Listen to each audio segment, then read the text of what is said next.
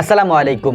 আল্লামা doctor Mizanur Rahman আল আজহারি গত কয়েক বছর যাবৎ বাংলাদেশের সবথেকে জনপ্রিয় একজন ইসলামিক স্কলার, যিনি বাংলাদেশের ইসলামিক অঙ্গনে আলোচনার শীর্ষে থাকেন সবসময়। ঠিক তেমনিভাবে তাকে নিয়ে সমালোচনাও কম হয় না। আলোচনা এবং সমালোচনা দুটোই থাকবে, কারণ আলোচনায় থাকলেই সমালোচনা হবে, এটাই স্বাভাবিক। কিন্তু সবথেকে মজার ব্যাপার হলো আল্লামা ডক্টর মিজানুর রহমান আজহারিকে নিয়ে যে সমালোচনা করা হয়, তাকে নিয়ে ইসলামিক অঙ্গনে যেসব কথাবার্তা বলা হয়, তিনি কেন সেগুলির উত্তর দেন না। গত কিছুদিন আগে শেখ আহমদুল্লাহ হাফেজাহুল্লাহ তার একটি বক্তব্য নিয়ে ইসলামিক অঙ্গনে বেশ আলোচনা এবং সমালোচনা হয়। ওই সময় আমরা একটা জিনিস দেখেছি, বারবার যখন তাকে বলা হচ্ছিল তিনি কেন এই সমালোচনার জবাব দিচ্ছেন না, কেনই বা তিনি এই কথাগুলির প্রতিবাদ করছেন না, এত কটু কথা শোনার পরেও কেন তিনি প্রতিবাদ করেননি। তার ওই প্রতিবাদ না করাটাই ছিল একজন জ্ঞানী আলেমের কাজ। তিনি কাদা ছোড়াছুড়ি করতে চাননি, যে কারণেই তিনি ওই সমালোচনার জবাব দিতে চাননি বা দেননি। যখন আপনি কারো সমালোচনা করবেন, তখন স্পষ্টতই আপনার মনের মধ্যে এক ধরনের হিংসা কাজ করবে। অবশ্যই আমি জানি তাদের কথাগুলির ব্যাপারে বা শব্দ চয়নের ক্ষেত্রে অনেক ভুল ত্রুটি থাকতে পারে। আমরা গত কয়েকদিন আগে লালমনিরহাটে, তারপর সিলেটের মাহফিলগুলিতে দেখেছি মানুষের উপচে পড়া ভিড় থাকে, এবং এই ভিড়গুলি অনেকের কাছে হিংসার কারণ হতে পারে, কারণ তারা মনে করতে পারে যে সে এই সব কথা বলে, তারপরেও মানুষ তার ওয়াজ মাহফিল কেন শুনতে যায়।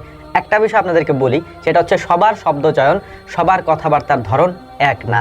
আমি যে ভাষায় কথা বলতেছি হয়তো আপনি সেই ভাষায় কথা বলেন না, অথবা আপনি যে ভাষায় কথা বলেন সে ভাষায় হয়তো আমি কথা বলি না।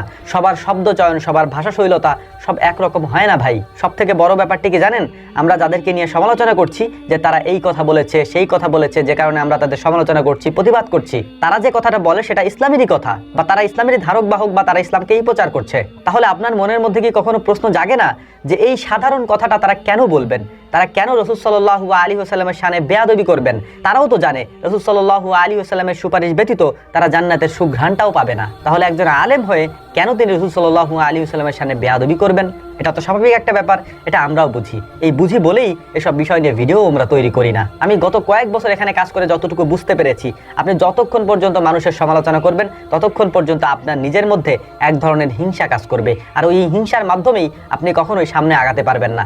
হিংসা মনের থেকে দূর করলে, মানুষের ব্যাপারে উদার হলে, তখনই দেখবেন যে আপনার মনের মধ্যে কাজ করার ক্ষেত্রে, কথা বলার ক্ষেত্রে একটা প্রবল ইচ্ছা তৈরি হবে। আশা করি আমার কথাগুলি বুঝতে পেরেছেন। যারা ইসলাম প্রচার করে, একটা কথা মনে রাখেন, তারা কখনোই ইসলামকে নিয়ে এমন কোনো কথা বলবেন না যেটাতে তাদের নিজেদের আমল এবং আখলাকের উপরে আঘাত আসে।